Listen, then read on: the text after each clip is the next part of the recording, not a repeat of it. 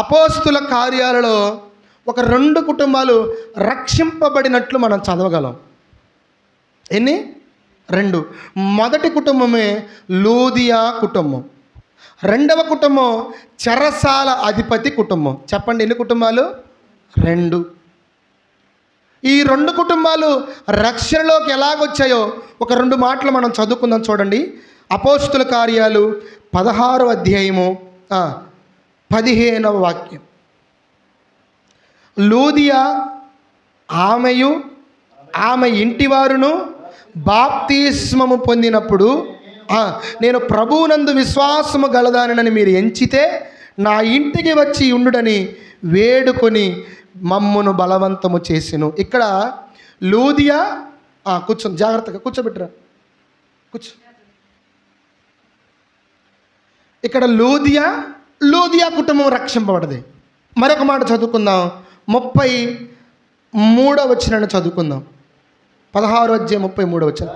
రాత్రి ఆ గడియలోని అతడును వారిని తీసుకొని వచ్చి వారి గాయములను కడిగిన వెంటనే అతడును అతని ఇంటి వారందరూ బాప్తిస్మము పొందిరి. మరియు అతడు వారి ఇంటికి తోడుకొని వచ్చి భోజనం పెట్టి దేవుని యందు విశ్వాసం ఉంచిన వాడై తన ఇంటి వారందరితో కూడా ఆనందించెను. హల్లెలూయా. ఇక్కడ 2 కుటుంబాలను మనం జాగ్రత్తగా గమనించాలి. ఒకటి లూదియా కుటుంబం, రెండవది చెరసాల నాయకుని కుటుంబం. ఈ 2 కుటుంబాలు కూడా దేవుని నమ్మాయంట. ఈ 2 కుటుంబాలు కూడా దేవుని యందు విశ్వాసం ఉంచాయి. ఈ 2 కుటుంబాలు రక్షింపబడ్డాయి. అయితే ఈ 2 కుటుంబాలు ఎలా రక్షణలోకి వచ్చాయో జాగ్రత్తగా మనం విందాం. ఈరోజు పరిచర్యలో కుటుంబాలు రక్షించబడ్డం అంటే అంత ఈజీ కాదు. కుటుంబాలు రక్షించబడటం అంటే అంత తేలిక కాదు. చాలా ప్రయాసం ఉంటుంది, చాలా కష్టం ఉంటుంది, చాలా శ్రమ పడితేనే.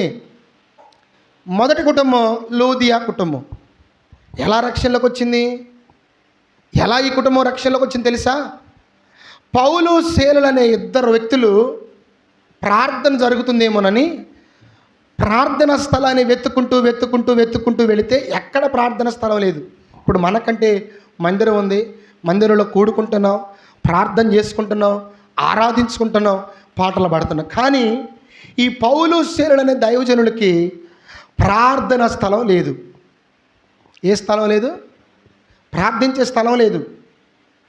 అలాగని ఎక్కడైనా ప్రార్థన జరిగిద్దేమోనని వెతుక్కుంటూ పోతే ఆ పట్టణము ఫిలిప్పు అనే పట్టణములో నదీ తీరము దగ్గర ప్రార్థన జరుగుతుంది.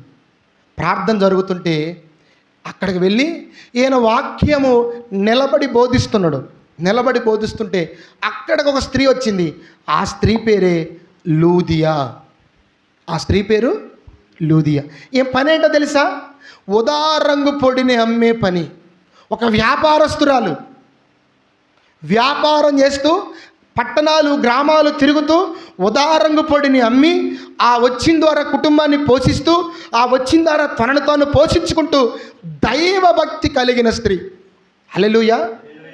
వ్యాపారం చేసే ఆమెకి దైవభక్తి ఉంది. ఎవరికేసయ్యా? ఈరోజు మనకుందా? పనికి వెళ్ళాలంటే భక్తి ఉండదు. ఈరోజు ఆలోచన చేద్దాం. దైవభక్తి కలిగిందంట వ్యాపారస్తురాలంట. లూది ఎవరో? ఉదారంగు పొడిని అమ్మి. చూడండి, ఆమె ఏందనంట 13వ వచనాన్ని చదువుతున్నాను. విశ్రాంతి దినమున గవిని నదీ తీరమున ప్రార్థన జరుగుననుకొని అక్కడికి వచ్చి కూర్చుండి కూడి వచ్చిన స్త్రీలతో మాట్లాడుచుంటిమి. అప్పుడు లుదియాయను దైవభక్తి గల ఒక స్త్రీ వినుచుండెను. ఆమె ఉదారంగు పొడిని అమ్ము తుయతైరా పట్టణస్థురాలు. హల్లెలూయా. ఎవరేమేసయ్యా? ఉదారంగు పొడి అమ్మే వ్యాపారము చేసే ఒక స్త్రీ. ఏమకున్నది ఏంటో తెలుసా? దైవభక్తి. హల్లెలూయా. ఒక విషయాన్ని మనం జ్ఞాపకం చేసుకుందాం. నువ్వు ఏ పని చేసినా, ఎక్కడికి వెళ్ళినా భక్తిని మాత్రం విడవకూడదు. ఏం విడవకూడదు? భక్తిని విడవకూడదు. నువ్వు ఏ పని చేయి, ఏ వ్యాపారం చేయి, ఏ ఉద్యోగం చేయి, ఏ చేతి పని చేయి, నువ్వు ఏ ఆఫీసులో ఉండు, ఏ యజమాని దగ్గరైనా ఉండు, కానీ నీ భక్తి నీలో నుండి విడిపోకూడదు. ఏమంట? వ్యాపారం చేస్తుంది, భక్తిగా జీవిస్తుంది. వ్యాపారం చేస్తుంది, భక్తిగా జీవిస్తుంది. ఉదారంగు పొడి నమ్ముతుంది, భక్తిగా బ్రతుకుతుంది. ఈరోజు భక్తిగా జీవించాలంటే ఏదో ఒక దాన్ని వదిలిపెట్టాలనుకుంటున్నారు, లేదా మేము ఏదైనా చేయాలంటే భక్తిని వదిలిపెట్టుకోవాలనుకుంటున్నారు. హల్లెలూయా! ఆ మాట అర్థమవుతుందా మీకు? భక్తిగా జీవించాలంటే ఏదో ఒకటి వదిలిపెట్టాలి, లేదా ఏదో ఒకటి చెయ్యాలంటే భక్తిని వదిలిపెట్టాలి. పనికి పోవటానికి భక్తిని వదిలిపెట్టాలా? సంపాదించుకోవడానికి భక్తిని వదిలిపెట్టాలా? కూడబెట్టుకోవడానికి భక్తిని వదిలిపెట్టాలా? అవండి, ఏదో ఒక పని చేసుకోవడానికి దేవుని వదిలిపెట్టాలా? వదిలిపెట్టాలా? ఏమి వదిలిపెట్టలేదు. వ్యాపారం చేస్తుంది, భక్తి కలిగి ఉంది. వ్యాపారం చేస్తుంది, ప్రార్థన కలిగి ఉంది. వ్యాపారం చేస్తుంది, మందిర సహవాసం కలిగి ఉంది. ఈరోజు చూడండి, వ్యాపారం చేయాలంటే మందిరానికి రారు, పని చేయాలంటే మందిరానికి రారు, సంపాదించాలంటే మందిరానికి రారు, అప్పులు తీరాలంటే మందిరానికి రారు, కూడబెట్టాలంటే. హల్లెలూయా! ఈ స్త్రీ చూడండి, వ్యాపారం చేస్తూనే భక్తి కలిగి ఉంది. అంటే ఏం చేయొచ్చు? నీ పన్ను చేసుకోవచ్చు, నీ పోషణ కొరకు నువ్వు కష్టపడవచ్చు, తప్పులేదు. కానీ భక్తిని మాత్రం విడవకూడదు.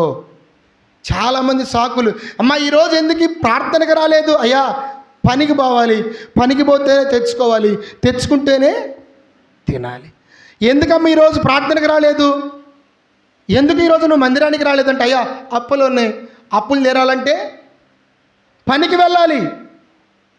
నీ అప్పులకి, నువ్వు కూర్చుకోవడానికి, నువ్వు సంపాదించుకోవడానికి భక్తిని దూరం చేసుకుంటున్నావు, దేవుని సన్నిధిని దూరం చేసుకుంటున్నావు, ప్రార్థనను దూరం చేసుకుంటున్నావు. కానీ ఏమే, వ్యాపారము కంటే దేవుని వాక్యం ముఖ్యం, నా వ్యాపారము కంటే ప్రార్థన ముఖ్యం, నా వ్యాపారము కంటే ప్రభు సన్నిధి ముఖ్యం, నా వ్యాపారము కంటే నేను సంపాదించేదానికంటే నా ప్రభుతో గడిపే సమయమే ముఖ్యం.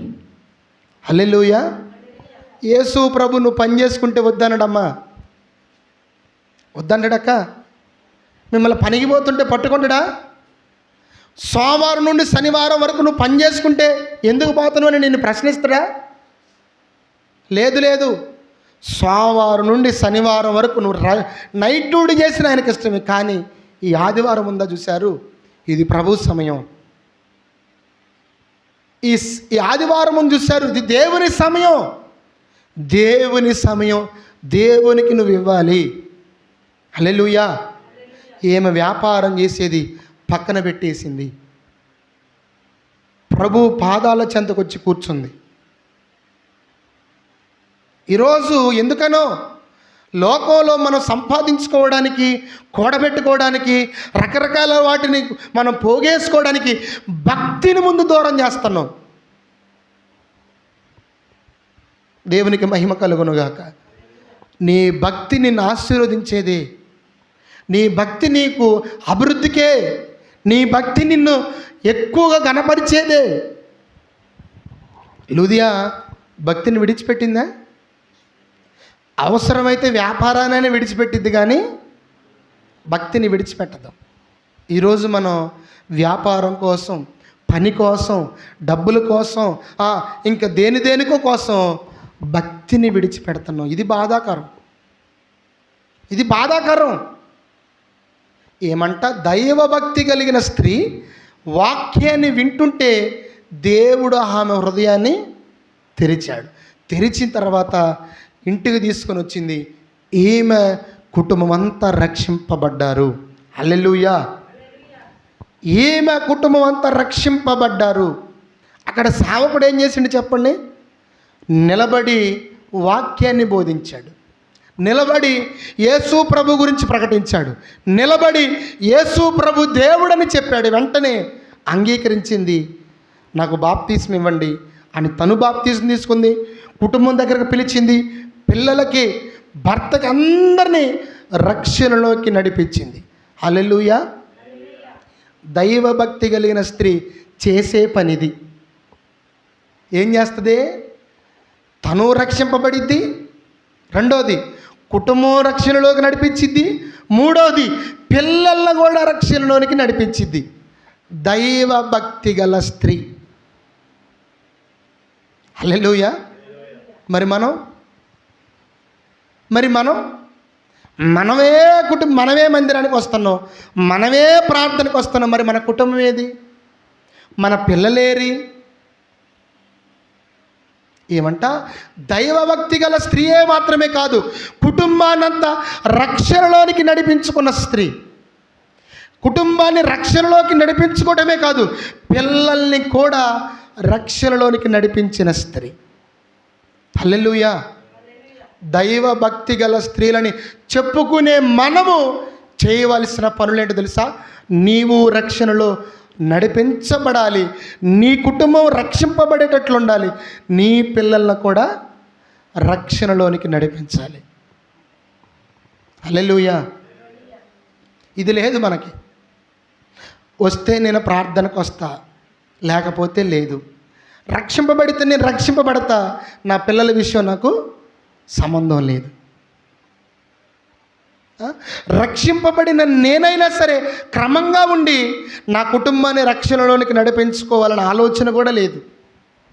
రక్షణను వదిలేస్తున్నాం, రక్షణను కాపాడుకోవట్లేదు, ప్రభు దగ్గరకు రావడం లేదు. రక్షింపబడ్డాము, ప్రభువులో గడపాలని ఒక ఆలోచన కూడా మనకు ఉండట్లేదు. హల్లెలూయా. నిజంగా చాలా బాధాకరమైన తెలుసా, మన జీవితంలో రక్షింపబడ్డామని ఒక ఆలోచన లేకపోవడం. ఈమె దైవభక్తి గల స్త్రీయే కాదండి, ఈమె దైవభక్తి గల స్త్రీయే కాదు, కుటుంబాన్ని, పిల్లలను తను రక్షణలోనికి తీసుకొని రావడానికి వ్యాపారాన్ని పక్కన పెట్టింది. ఈమె చాలా చాలా తేలికగా చెప్పాలంటే వాక్యాన్ని విన్నది, రక్షణలోనికి వచ్చింది. వాక్యాన్ని అంగీకరించింది, రక్షింపబడ్డది. వాక్యాన్ని విన్నది, కుటుంబాన్ని అంతా రక్షణలో నిలబెట్టుకుంది. సేవకులు వెళ్ళారు, కుటుంబానికి అంతా బాప్తీసం ఇచ్చారు. ఆ తర్వాత జరిగిన మరొక విషయాన్ని మనం జ్ఞాపకం చేసుకోవడానికి జాగ్రత్తగా ఇష్టపడదాం. రెండవది ఏంటో తెలుసా? చెరసాల అధిపతి కుటుంబం. ఈ కుటుంబం ఎలా రక్షణలోకి వచ్చింది? చదువుదాం మాట 16. మేము ప్రార్థనా స్థలమునకు వెళ్ళుచుండగా, మరలా ఇదే దైవజనుడు, మరలా పౌలు శీలలే, మరలా ప్రార్థన స్థలం. ఎక్కడ ప్రార్థన స్థలం? ఎక్కడ? నదీ తీరం. ప్రార్థనా స్థలం ఎక్కడ? ఆ ఇసుక. ప్రార్థనా స్థలం ఎక్కడ? ఆ నది పక్కన ఉన్న ఒక స్థలములో కూర్చొని ప్రార్థన చేసుకోవడానికి ప్రార్థనా స్థలానికి మరలా బయలుదేరి వెళుతున్నారు. వెళుతున్న సమయంలో పుతోను అను దెయ్యం పట్టిన ఒక చిన్నది ఎదురయ్యి ఈ సేవకులను చూసి ఏమంటుంది తెలుసా? వీరు దైవజనులు, దేవుని మార్గాన్ని మనకు తెలుపుతున్నారు, వీరు రక్షణ మార్గాన్ని ప్రకటిస్తున్నారని రోజు కూడా ఈ అమ్మాయి పని ఏంటో తెలుసా? వీళ్ళ వెంట వెళుతుంది, ప్రార్థనలో కూర్చుంటుంది, తిరిగి వస్తుంది. ఏమని చెబుతుంది తెలుసా? వీళ్ళు దేవుని సేవకులు, వీళ్ళు దేవుని మార్గాన్ని బోధించేవాళ్ళు. దెయ్యం పట్టిన చిన్నదానికి అర్థమైందండి, మనకు అర్థమవుతుంది యేసయ్య. ఈ సేవకుల గురించి దెయ్యము పట్టిన చిన్నది చెబుతుంది. దేవుని మార్గాన్ని, రక్షణ మార్గాన్ని, యేసు ప్రభుని ప్రకటిస్తున్నారని. ఈరోజు మందిరానికి వచ్చే విశ్వాసులు ఇదేం చెప్పరు. వచ్చామా, ఏదో విన్నామా, కానుకేసామా, ఇంటికి వెళ్ళామా, తిన్నామా, పడుకున్నామా, ఇక సోమవారం నుంచి మన ఆలోచనే, కుటుంబం, పని, సంపాదన. హల్లెలూయా. నేను గుండె మీద చేసుకొని చెప్తాను, నేను వారం రోజుల్లో ఇప్పటి నుంచి ఇంటికి వెళ్తానా, మరలా మిమ్మల్ని కలుసుకొని బుధవారం కలుసుకొని, శుక్రవారం కలుసుకొని, మరలా ఆదివారం కలుసుకొని, వారం రోజుల్లో మిమ్మల్ని జ్ఞాపకం చేసుకొని రోజంటూ ఉండదు. పడేస్తుంది, దైవజనులతోనే వెళుతుంది. వీళ్ళు దేవుని గురించి ప్రకటించేవాళ్ళు, దేవుని గురించి చెప్పేవాళ్ళు. ఏ రోజైనా సరే అమ్మా మా దైవజనుడు దేవుడి గురించి ప్రకటించేవాడమ్మా, మా దైవజనుడు దేవుని వాక్యాన్ని బోధించేవాడమ్మా, మా దైవజనుడు ప్రభు మార్గాన్ని తెలిపేవాడమ్మా. అవండి యేసయ్య మనం చెబుతున్నామా? మన ఆలోచన మంది ఏంది, ప్రార్థనకు పోవట్లేదు, మందిరానికి పోవట్లేదు, అయ్యగారే రావట్లేదు నేనేం పోయాను, ఆయనే రావట్లేదు నేనేం పోతా. ఈ అమ్మాయి ఏం చెబుతుంది చూడండి, దైవజనులు దైవజనులు దైవజనులు దైవజనులు దేవుని గురించి చెప్తున్నారు, దేవుని గురించి చెప్తున్నారు. నేను వాక్యం చెప్పాల్సిన అవసరం లేదు ప్రజలకి, మీరు చెప్తే చాలు. అమ్మా దైవజనుడు మందిరానికి రండి, మందిరానికి రండి, మందిరానికి రండి, మందిరానికి రండి, మీకోసం ప్రార్థన చేస్తాం, మీకోసం ఉపవాసం ఉంటాం, మీకోసం కన్నీరు గారుస్తాం. హల్లెలూయా. ఈ చిన్నదానుకున్న ఆలోచన నేటి క్రైస్తవులకు లేదు. ఈ చిన్నదే ఏం చెప్తుంది, వీరు దేవుని సర్వోన్నతుని సేవకులు. రోజు ఈ సేవకుల్ని వెంబడిస్తుంది, రోజు వీళ్ళ గురించి ప్రకటన చేస్తుంది. దైవజనుడు ఒకరోజు కలవరపడి, ఈ అమ్మాయి బాగుపడాలి, దెయ్యం పడితేనే ఇలాగ మాట్లాడిందనంటే ఏమైనా స్వస్థపరిస్తే ఇంకెంత బాగుంటుందని ఆలోచన చేశాడు. వెంటనే యేసు నామములో ఈమెలో ఉన్న దెయ్యము వదిలిపెట్టి పోవాలని ఎప్పుడైతే సేవకుడు గద్దించాడో ఆమెలో ఉన్న దెయ్యం వెళ్ళిపోయి ఆ అమ్మాయి బాగుపడింది. బాగుపడిన తర్వాత ఈ అమ్మాయిని ఏం చేస్తున్నారో తెలుసా, కొందరు జీతం ఇచ్చి పెంచుకుంటున్నారు. ఏంటి యేసయ్య? జీతం. వచ్చిన వాళ్ళందరికి కూడా మీ భవిష్యత్తు ఇది, మీ భవిష్యత్తు ఇది, మీ భవిష్యత్తు ఇది అని ఈ అమ్మాయి సోది చెబుతుంది. ఏం చెప్తుంది? సోది మాటలు విన్న ప్రజలందరూ కూడా ఈ అమ్మాయి బాగుపడటం చూశారు, ఈ అమ్మాయి రక్షింపబడటం చూశారు, స్వస్థపరచబడటం చూశారు. ఇది ఎవరికి తెలిసింది తెలుసా? నెల నెల జీతం ఇచ్చే యజమానులకు తెలిసింది. అయ్యా ఈ రోజు నుండి మా కూతురు రాదు, ఈ రోజు నుండి మా పాప రాదు మీ దగ్గరికి, ఇదిగో మా పాప చాలా మంచిగా ఉంది, ఆరోగ్యంతో ఉంది, స్వస్థపరచబడ్డది, ఈ రోజు నుండి మీ దగ్గర పనిచేయదని చెప్పగలనే ఆ చిన్నదాని యజమానులు ఎవరి కార్యం చేశారు అని అడంగంలోని, ఇదిగో ఆ నదీ తీరమున ప్రార్థన చేస్తుంటారు, వెళ్ళండి ఒక ఇద్దరు. అక్కడ ప్రార్థనలో ఉన్న ఈ పౌలు శీలను దైవజనులు ఇద్దరిని కూడా గబగబ పట్టుకొని వచ్చారు. ఎవరు మీరు? ఎక్కడ వాళ్ళు మీరు? ఇక్కడ మీకేం పని? ఇదిగో మా లాభ సాధనం పోయింది. దెయ్యం పోయింది. వీళ్ళు ఏమంటారు? మా లాభం పోయింది, మీరు ఇస్తారా మాకు? మా సంపాదన పోయింది, మీరు ఇస్తారా మాకు? చూడండి, వీళ్ళని పట్టకొచ్చి ఈడ్చుకొని వచ్చారంట. ఈడ్చుకొని వచ్చిన తర్వాత ఆ అందరి పెద్దల ముందు, న్యాయాధిపతుల ముందు వీళ్ళిద్దరిని నిలబెట్టారు. అయ్యా మేమేం చేయలేదయ్యా, ఒక చిన్నది దెయ్యం బట్టి బాధపడుతుంటే ఆ అమ్మాయికి విడుదలనిచ్చాం. చూడండి, ఆ చిన్నది బాగుపడింది, కుటుంబంతో సంతోషంగా గడుపుతుందనంటే లేదు మాకు లాభం పోయింది, నష్టపరిహారం మీరు చెల్లించాలి అని ఈ పౌల్ని శీలల మీద పడి వాళ్ళని ఏం చేశారో చూడండి. అపోస్తుల కార్యాలు నేను చదువుతున్నాను. ఆ యజమానులు తమ లాభసాధమును పోయినని చూచి పౌలును శీలను పట్టుకొని గ్రామపు చావిడలోనికి అధికారుల యొద్దకు ఈడ్చుకొని పోయిరి. 22వ వచనం. అప్పుడు జనసమూహం వారి మీద దొమ్మిగా వచ్చెను, న్యాయాధిపతులు వారిని వస్త్రము లాగివేసెను, బెత్తములతో కొట్టవలని ఆజ్ఞాపించెను. వారు చాలా దెబ్బలు పౌలును శీలను కొట్టి చెరసాలలో భద్రముగా కనిపెట్టి చెరసాల నాయకునికి ఆజ్ఞాపించారు. అతడు అట్టి ఆజ్ఞను పొంది లోపలి చెరసాలలోనికి త్రోసి వారి కాళ్ళకు బాండ వేసి బిగించెను. హల్లెలూయా. జాగ్రత్తగా చదువుదాం, జాగ్రత్తగా విందాం. ఇక్కడ చెరసాల నాయకుడు ఎవరేసయ్యా? చెరసాల నాయకుడు. ఈ కుటుంబం ఈజీగా దేవునిలోకి రాలా. ఈ కుటుంబం అంత ఈజీగా దేవునిలోనికి, రక్షణలోనికి రాలా. మొదటి కుటుంబం ఎలా వచ్చింది? నదీ తీరమున నిలబడి వాక్యం ప్రకటిస్తుంటే వాక్యం విన్న లూదియా, దైవభక్తి కలిగిన స్త్రీ రక్షింపబడి పిల్లలు రక్షణలోకి వచ్చారు, కుటుంబం రక్షణలోకి వచ్చింది. సేవకుడు నిలబడి వాక్యం ప్రకటిస్తే మరి ఈ ఫ్యామిలీ ఎట్లొచ్చింది? ఎలా వచ్చిందో తెలుసా? ఇదిగో చాలా దెబ్బలు కొడితే,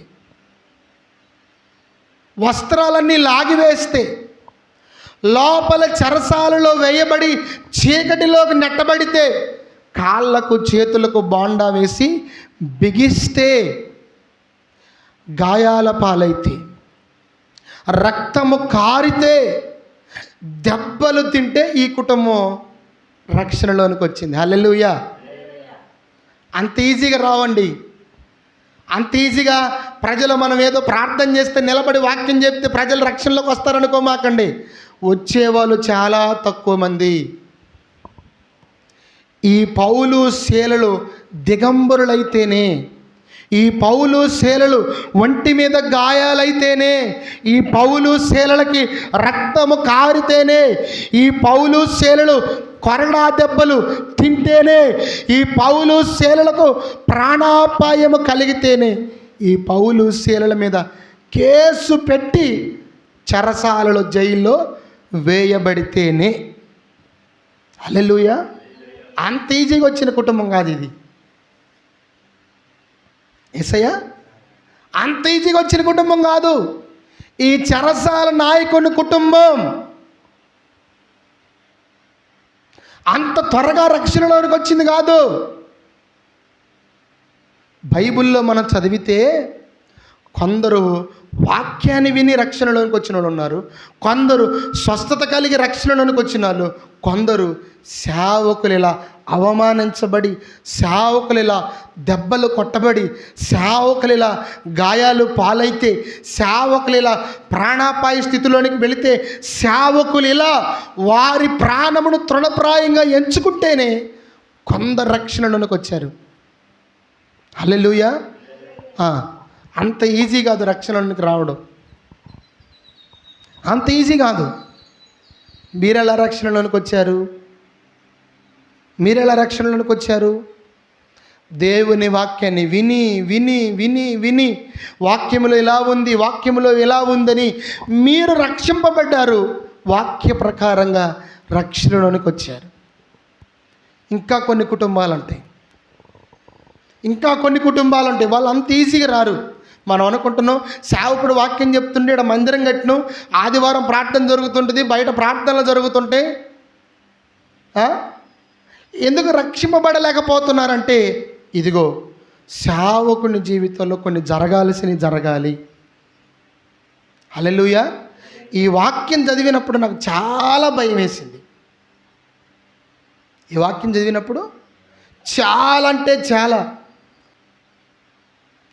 పరిచర్యలో కొందరు ప్రభువులో నమ్మకంగా ప్రభువుని సొంత రక్షకుడిగా అంగీకరించాలంటే సేవకుని కుటుంబంలో, సేవకుని జీవితంలో కొన్ని జరగాలి. హల్లెలూయా. ఇది చదివిన తర్వాత ప్రభువా, నా జీవితంలో, నా కుటుంబంలో నువ్వు ఏం ఏర్పాటు చేసావనిపించింది నాకు. యేసయ్యా, ఇది చదివిన తర్వాత నాకు భయం వేసింది. నాతో మాట్లాడుతున్న అశోక్, నువ్వేదో సేవ అంటున్నావు, సేవకు వచ్చావు, వాక్యం చెప్తున్నావు, బాగానే ఉంది. 16వ అధ్యాయం చదివావు నువ్వు? అయ్యా చదివాను ప్రభువా. అందులో 2 కుటుంబాలు ఉన్నాయా? అయ్యా ఉన్నాయి ప్రభువా. 2 కుటుంబాలు ఎలా రక్షణలోకి వచ్చి తెలుసా? అయ్యా చెప్పు అయ్యా అంటే అప్పుడు దేవుడు చెప్తున్నాడు. ఒక కుటుంబం వాక్యం ప్రకటిస్తే రక్షణలోనికి వచ్చింది, కానీ ఒక కుటుంబం వాక్యం ప్రకటించిన సేవకుడికి గాయాలు పాలైపోతే, రక్తము కారితే, జైల్లో వేయపడితే, ఈడ్చుకొని వెళితే ఈ కుటుంబం రక్షణలోనికి వచ్చింది. నీకు అర్థమైందంటే అర్థమైంది ప్రభు అని నాకు భయం వేసింది. నాకు భయం వేసింది. ఎందుకని? దేవుడు నా కుటుంబాన్ని ఎలా డిజైన్ చేస్తున్నాడు, నా కుటుంబంలో ఉన్న పిల్లల్ని నాకు అదే ఆలోచన వచ్చింది. నాకు అనిపించింది, ఏంటి ప్రభువా, సేవ వచ్చాడు, సేవ చేస్తున్నాడు, సేవలో ఉన్నాడు నీ దైవజనుడు, ఏంటి కుటుంబం అంటే ఇదిగో ఇక్కడ పౌలు శీలను చూడు. కుటుంబాలు రక్షణలోనికి రావాలంటే వాళ్ళు గాయాల పాలయ్యారు, రక్తాలు గారిపోయినాయి, దెబ్బలు తిన్నారు, చెరసాలలో వేయబడ్డారు. హల్లెలూయా. కొందరు వరకేనండి నాకు తెలిసి. మీరు అనుకుంటున్నారు కదా సేవ చేసే సేవకుడిని మనం పైన చూస్తున్నాం, కానీ అంతరంగంలోని గాయాలు మనకు కనబడవు. దేవునికి స్తోత్రం. గుడారాల పండగకి వెళ్ళాను గోరంట్ల. నేను యేసయ్య 7 వెళ్ళిపోయాను. ఆటో, గుడారాలు, చింటూ, అఖీలు, రత్నం అన్న 7 యవనస్తులు వీళ్ళందరూ నేను గుడారాలకు తీసుకొని పోయినా. గుడారాలకు తీసుకొని పోతే మేము పోయిన ఫస్ట్ రోజు సుమారుగా 7 లక్షల మంది వచ్చారు. ఎంతక్క? 7 లక్షలు. 200 ఎకరాల స్థలం అది. సరిపాట్ల 200 ఎకరాలని తెలుసా? మా మడుపల్లి కింద అది ఉందా పొలం, ఇటు చెరువు కలిపితే అంత చూసేసరికి ఆశ్చర్యం వేసింది. ఏంటి ఎంతమంది ఎలా వచ్చారు, ఎంతమంది ఎలా రక్షించబడ్డారు, ఇంతమంది ప్రజలు ఎలా దేవునిలోనికి వచ్చారు అన్నప్పుడు దైవజనుడు చెబుతున్న మాట ఏంటో తెలుసా? ఈరోజు విస్తారంగా మీరు చూస్తున్న ఈ ప్రజలున్నారే, ఎలా వచ్చారనుకుంటున్నారు? ఒకరోజు ఇదే లేమలకి ఒకడు వచ్చాడంట. ఎవరు అయినా? ఇదే లేమలకి 35 సంవత్సరాల క్రితం, 40 సంవత్సరాల క్రితం ఒక యవ్వనస్తుడు వచ్చాడంట. ఆయన గారి పేరు యేసన్న. ఎలా వచ్చాడు తెలుసా? కాలికి పేరగని చెప్పులు, ఒక జత బట్టలు, సంచి, బైబిల్ తప్ప ఇంకేమీ లేదంట. హల్లెలూయా. బైబిలు, సంచి, జత బట్టలు, వేసుకున్న బట్టలు. అక్కడ తెలిసిన వాళ్ళు ఎవరూ లేరు, ఎవ్వరు లేరు. నెల్లూరు ఆయన గారిది, గుంటూరు వచ్చాడు. ఆ రోడ్ల మీద నడుచుకుంటూ, ఆ లేమల్ల రోడ్డు మీద నడుచుకుంటూ 40 సంవత్సరాల క్రితం మేము మొన్న చూస్తే చింత చెట్లు ఉన్నాయి. అదే చింత చెట్ల కింద ఆకలి అయితే చింత చిగురు తినడంట. హల్లెలూయా. ఆకలి అయితే చింత చిగురు తిని, ఒక్కోసారి ఆకలి అయి చింత చిగురు తింటే నొరగ కక్కుకొని సొమ్మసిల్లి అక్కడే పడుకునేవాడంట. చూసారా? 7 లక్షల మంది మనకు కనపడుతున్నారు. ఒకరోజు ఆ 7 లక్షల మంది రక్షణ కొరకు ఒక వ్యక్తి వచ్చాడు. అదే రోడ్ల మీద పిచ్చోళ్ళగా తిరిగేవాడంట. ఎవరైనా పిలిచి ఒక ముద్ద పెడితే కడుపు నిండా తినాలి. ఎవరైనా ఈ రాత్రి పడుకోమంటారేమో, ఎవరైనా ఆశ్రయిస్తారేమోనని ఎదురు చూసేవాడంట. ఆకలేసి చింత చెట్టు కింద చింత చిగురు తిని అలాగే సొమ్మసిల్లి నొరగార్చుకొని వాంతులు చేసుకొని, రక్తపాంతులు చేసుకొని అలాగే ఆ చింత చెట్టు కింద పడి ఉండేవాడంట. హల్లెలూయా. అలా పడ్డాడు కాబట్టి కష్టం. ఎంతమంది వచ్చారు రక్షణలోనికి? 4 రోజులు మొత్తం ఆడ జరిగేది. 4 రోజుల మీద 30 లక్షల మంది జనాభా వచ్చారు ఆడికి. ఏ రాజకీయ నాయకుడికి రారు. సీఎం వచ్చినా రారు, పిఎం వచ్చినా రారు. అర్థమవుతుందా మీకు? రక్షణలోనికి జనాలు రావాలంటే అంత ఈజీ కాదు. మా అయ్యగారు వాక్యం చెబుతుండు. మా అయ్యగారు నిలబడితే ఎత్తు ఉండడం, మంచి లావు ఉండడం, మంచి పాటలు పాడతాం, ఇవి జల్లవండి. మరొక కోణం ఉంది ప్రజలు రక్షణలోనికి రావడానికి. సేవకుడి జీవితంలో కొన్ని జరగాలి. అదే లేమెల్ల ప్రాంతంలో ఆయన కాలిబాటన తిరిగి తిరిగి తిరిగి తిరిగి తిరిగి ఆకలయ్యి మంచినీళ్ళు తాగి చింత చిగురు తిని అక్కడే పడుకొని ప్రార్థన చేస్తే మొట్టమొదటి గుడారాల పండగ జరిగినాయి అంట. ఎంతమంది వచ్చారు తెలుసా? 80 మంది. ఎంత? 80 మంది. మొన్న జరిగిన గుడారాల పండగ 49వ గుడారాల పండగ. ఎంతమంది వచ్చారు తెలుసా? 20 నుండి 30 లక్షల మంది. హల్లెలూయా.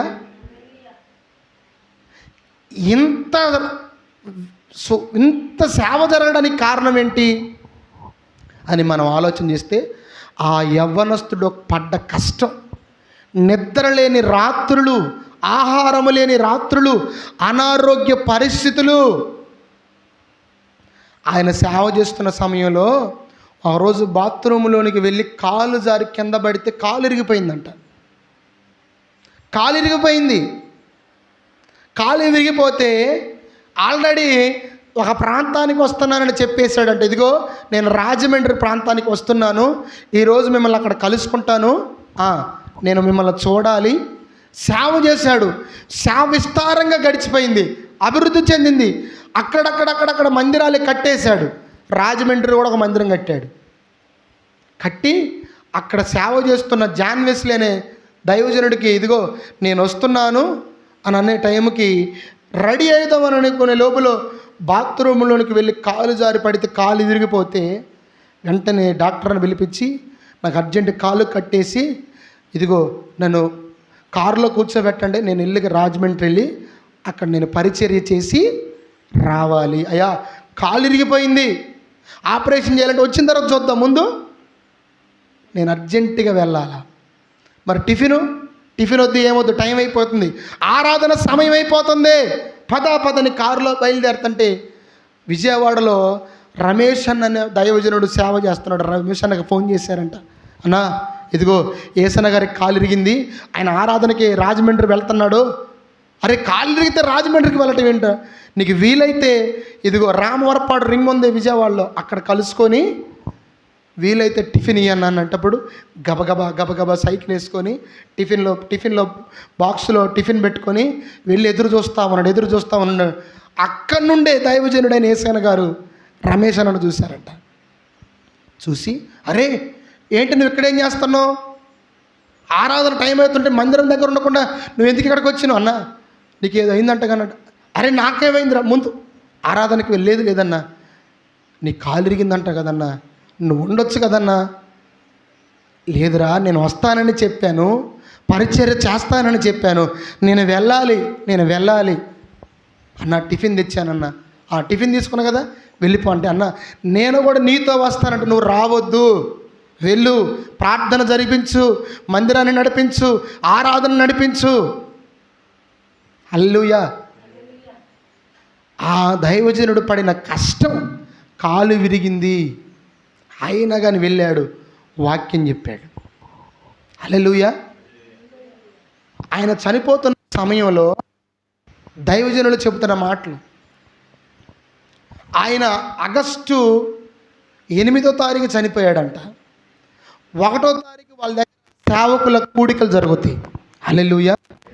సేవక కూడికలు జరుగుతాయి.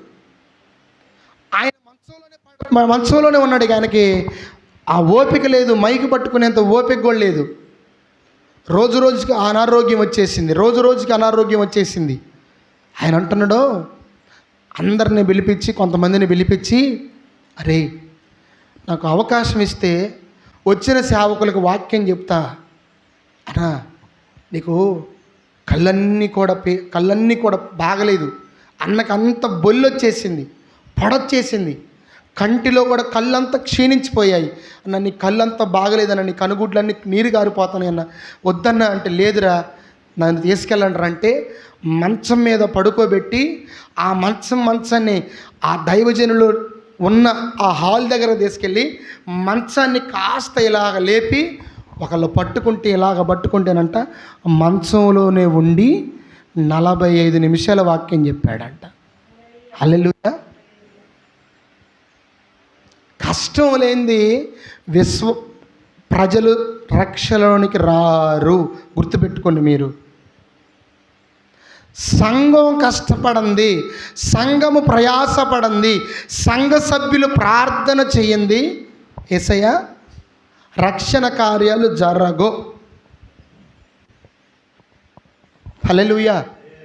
సేవకుని జీవితంలో జరగాల్సిన సేవకుడి జీవితంలో జరుగుతాయి, విశ్వాసులకు చేయాల్సిన విశ్వాసులు చేయాల. అంత ఆషామాషిగా ఈ చెరసాల అధిపతి కుటుంబం రక్షణలోనికి రాలా. నువ్వు నేను ఏదో అనుకున్నట్టు దైవజనుడు నిలబడి వాక్యం ప్రకటించంలోనే లూదియా కుటుంబం రక్షణలోనికి వచ్చినట్లు ఈ చెరసాల నాయకుడి కుటుంబం రక్షణలోనికి రాలేదు. సేవకుడు కొన్ని కోల్పోయాడు, సేవకుడు ఆరోగ్యం కోల్పోయాడు, దెబ్బల పాలయ్యాడు, గాయాల పాలయ్యాడు, శ్రమ పెట్టబడ్డాడు, యాతన పెట్టబడ్డాడు. అప్పుడు ఈ కుటుంబం రక్షణలోనికి వచ్చింది. దేవునికి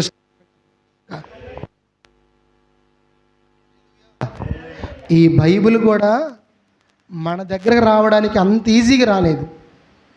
ఈ బైబిల్ రావడానికి ఒక వ్యక్తి కుటుంబం అంతా కోల్పోయాడండి.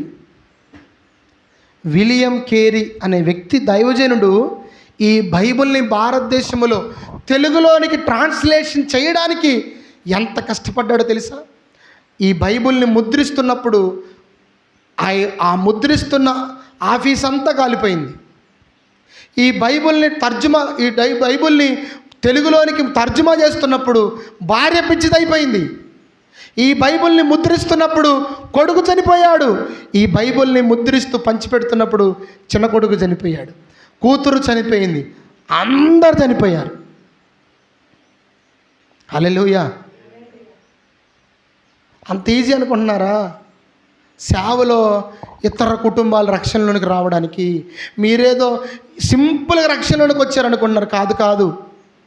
ప్రయాసపడితేనే, ఎన్నో రాత్రులు ప్రార్థన చేస్తేనే, ఎన్నో మార్లు ప్రార్థన కూడికలు పెడితేనే.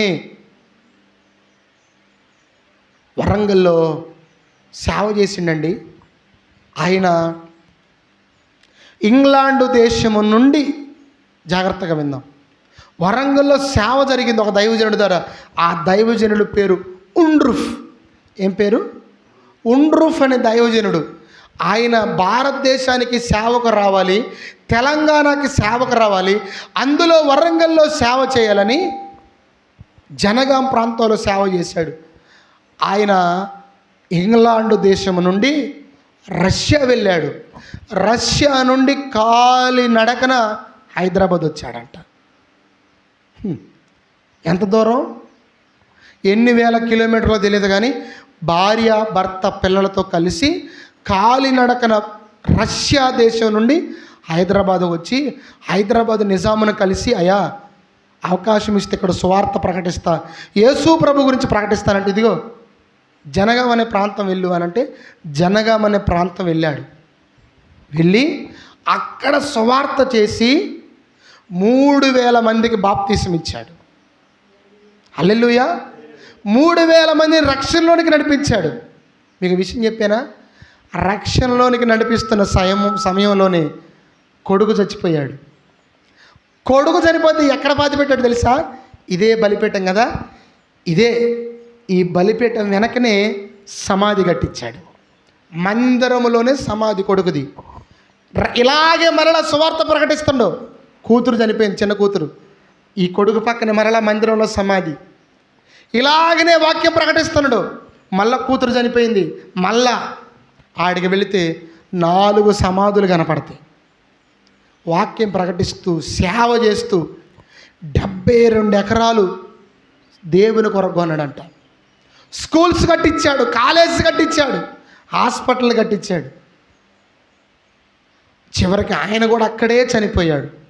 భార్య ఒక కుమారుని ఒక కూతురుని వెంట పెట్టుకొని మరలా తన దేశానికి తిరిగి వెళ్ళిపోయింది. జనగాములో సేవ జరగడానికి, జనగాములో ప్రజలు రక్షణలోనికి రావడానికి ఉండ్రూఫ్ అనే దైవజనుడు కొడుకుల్ని కూతుర్ని కోల్పోతే కొంతమంది రక్షణలోనికి వచ్చారు. హల్లెలూయా. కొంతమంది రక్షించబడ్డారు. ఆయన సమాధి కూడా అక్కడే ఉంది. ఇలాగ బలిపీఠం వెనకనే సమాధులు ఉంటాయి. హల్లెలూయా. మీకు అర్థమవుతుందా? ఈ రెండు కుటుంబాల్లో ఒక కుటుంబం వాక్యం చెప్తే తేలికగా దేవునిలోనికి రక్షణలోనికి వచ్చాయి. మరి కుటుంబం సేవకుడు ప్రాణాపాయ స్థితిలోనికి వెళితే, దెబ్బలు తింటే, చెరసాలలో వేయబడితే, లోపల శ్రమ పెట్టబడితే, గాయాల పాలైపోయి రక్తము కారితే మరి ఒక కుటుంబం రక్షణలోనికి వచ్చింది. హల్లెలూయా. ఇది చదువుతున్నప్పుడు నా జీవితం నాకు ఒక ప్రశ్న వచ్చింది. ఈ గ్రామంలోనికి సేవకు వచ్చాను కదా ప్రభువా, ఇక్కడ ప్రజల రక్షణలోనికి రావాలంటే నాకు నువ్వే సిద్ధపరిచావు. ఒక భయం వేసింది నాకు. నా జీవితంలో రాబోతున్నాయి? ఒకటి, ఏదొచ్చినా ఏది జరిగినా సువార్త మాత్రం చెయ్యాలి. హల్లెలూయా. ప్రభు సేవ జరిగించాలి అన్న ఒక తీర్మానం తీసుకున్నాను నేను. ఈరోజు రక్షణలోనికి రావడం అంటే అంత తేలిక కాదు. నీవు నేను రక్షించబడ్డామంటే ఏం జరిగిందో 2 మాటలు చూసుకొని ముగించుకుందాం. చూడండి, మత్తయి సువార్త 26వ అధ్యాయము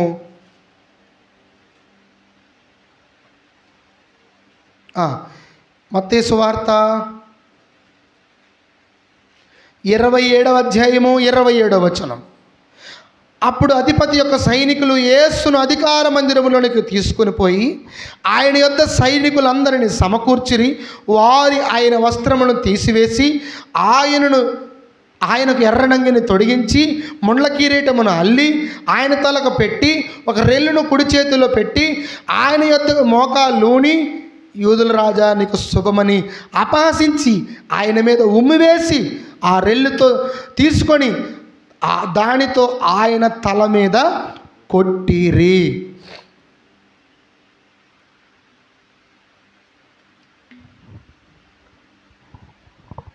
హల్లెలూయా. ఈరోజు ప్రజలందరికీ రక్షణ యేసు ప్రభు ఇచ్చాడంటే అందరికీ రక్షణ ఇవ్వడానికి ఏం జరిగిందో తెలుసా? ఆయనను దిగంబరిగా చేశారు. ఆయన వస్త్రాలు లాగివేశారు. కొరడా దెబ్బలు 1 తక్కువ 39 40 దెబ్బలు కొట్టారు. 1 తక్కువ 40 39 కొరడా దెబ్బలు కొట్టారు. వస్త్రాలను తీసివేశారు, మీద ఉమ్మి వేశారు, అరచేతులతో కొట్టారు, తలకు ముళ్ళ కిరీటం పెట్టారు, కర్ర తీసుకొని ఆ తల మీద కొట్టారు, అపహసించారు, ఉమ్మి వేశారు, పిడిగుద్దులు గుద్దారు, సిలువ వేశారు, బల్లెపు పోటులు పొడిచారు, మ్రాను మోయించారు. యేసు ప్రభు శ్రమ పడితేనే, యేసు ప్రభు ప్రాణం పెడితేనే, యేసు ప్రభు రక్తము ఆఖరి రక్తపు బొట్టు వరకు కారిస్తేనే ఈరోజు నీవు నేను రక్షింపబడ్డాం. అంత తేలిక కాదు రక్షణ.